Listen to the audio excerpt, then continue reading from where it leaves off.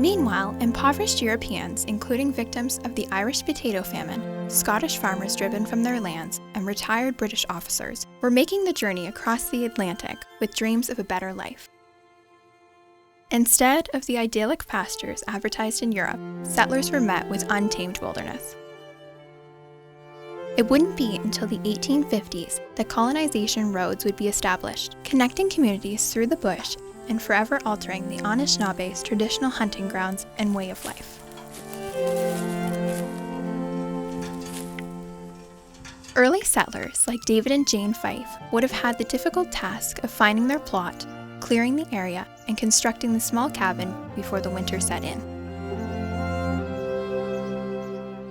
Round logs were used in haste. Without a sawmill, there was no way to plane the wood, and as it dried, cracks would form, letting in the cold.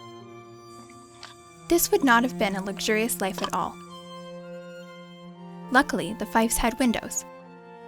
Most of the time they would not, due to the difficulty of transporting glass. Food would need to be hung from the ceiling to protect it from mice and bugs. And because the settlers came with only the things they could carry, the few supplies given to them, and their own industriousness, they often relied on the expertise of the local Anishinaabe.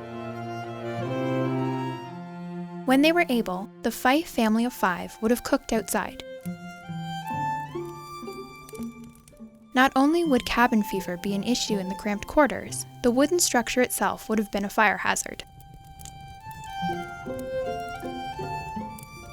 Even with these hardships, in just a few decades, the Fife family was beginning to make a name for themselves. In the 1840s, David received a small sample of wheat from a friend in Scotland, having had terrible luck with the varieties common in Canada at the time. Just 3 heads survived the first planting. According to legend, David's wife, Jane, saved those last 3 heads of seeds from being eaten by a cow. After careful breeding, David had produced enough seed to share with his neighbors.